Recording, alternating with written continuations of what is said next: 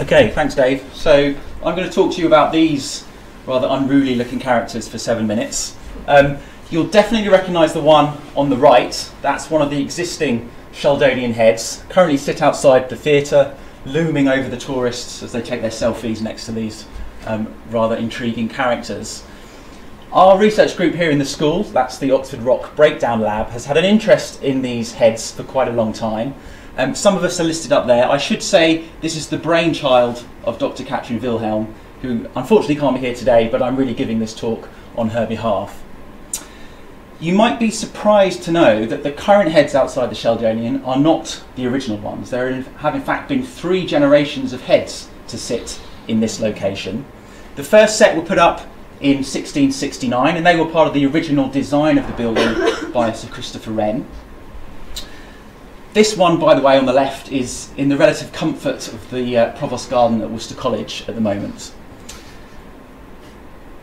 The original heads lasted pretty well, so they were around 200 years later. It wasn't until they'd become sufficiently weathered that they were replaced in 1867, 1868. Unfortunately, the second set of heads deteriorated extremely rapidly, so they only lasted half the time of the first set. And you can see here, this middle image shows one of these second generation heads soon before they were replaced again, and you can see just how blackened they'd become from the dirty Oxford's sooty air. So the third generation, the ones we know today, were put up in 1972. They were designed and sculpted by a local stonemason, Michael Black.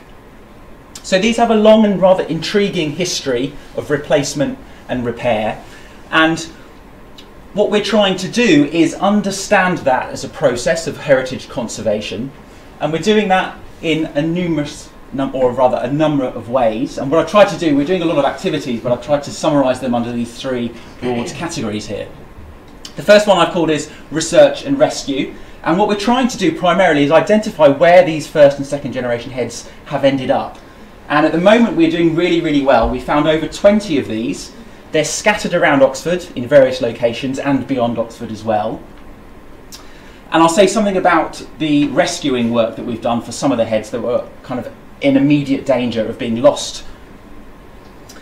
We've also, through the Inspiration Fund, been able to get on board a dedicated archivist, and Sue Bird is doing a fantastic job of trawling through the university's archives in the Bodleian libraries to really try and reveal how much these figures have become ingrained, not only in literary writing, but also academic works, art, photography, even poetry. These heads crop up in all manner of interesting ways, and we're trying to piece together that as a story. We're doing some physical science as well. So our research group here in the school are very interested in the materials that these are made from, how they've responded to being exposed to the environment, how they've decayed, why have they decayed. All of these types of questions we're trying to answer through some physical science that we'll be doing. And then lastly, what I've broadly called outreach.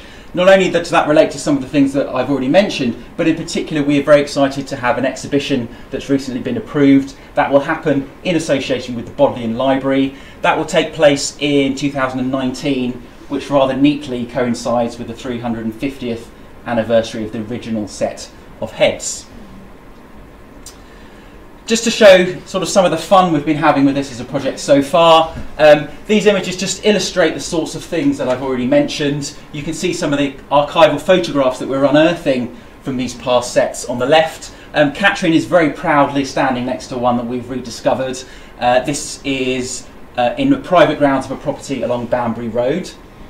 The one at the bottom there, looking rather sorry for itself, this rather innocuous pile of rubble, is in fact one of the original heads, we think, and then again that's in another private garden in North Oxford. And then in terms of the science, there's a rather nice 3D model that one of our team, Scott Orr, produced using photogrammetry techniques. That's one that is currently in Wadham College.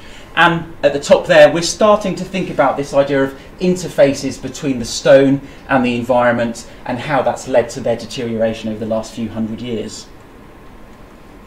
Perhaps the most important thing we've done so far under the funding that we've had from the Inspiration Fund is to rescue some heads that we found looking rather abandoned at a site in Newnham Courtney.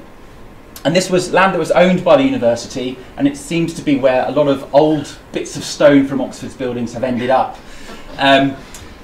Unfortunately, this land has very recently been sold, and these were at risk of falling out of the university's hands. So we took the decision to rescue these. So after we did some survey work, we got the big guns in to move them. And what we've done is we have moved them to our research site at Wyson Woods, where they currently sit, shrink wrapped for their own protection, until we do some more work on them. So in terms of where we're going with this as a project, we have already done a lot of work already, I hope you agree, but we are having an official launch event next year, and that's primarily to start engaging with external organisations, other interested groups, so that might include local heritage organisations, university estates, perhaps even architectural historians might be very interested in this, given the connection with Christopher Wren. The Hedge hunt continues. I had a hashtag on my previous slide, so if you want to join in the fun and you're on Twitter, hashtag find the heads, please join in, get the word out, we want to find as many as we can. The physical science will start happening. As I've already said, we're very interested from an academic point of view about how we can use these heads as a really unique archive of stone deterioration and conservation within the city.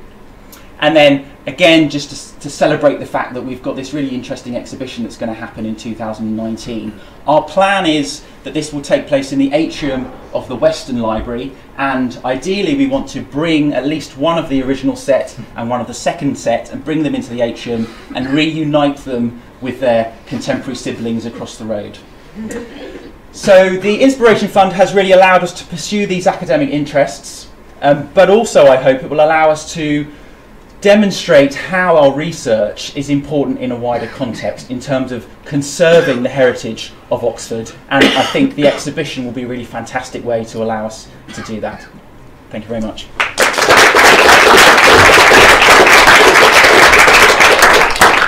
Thank you, Martin. Aren't geographers quirky? What a wonderful project. And talking of quirky, our final talk comes from Jamie. Jamie Lorimer is going to talk about hedges and elephants. I have no idea what he's on about.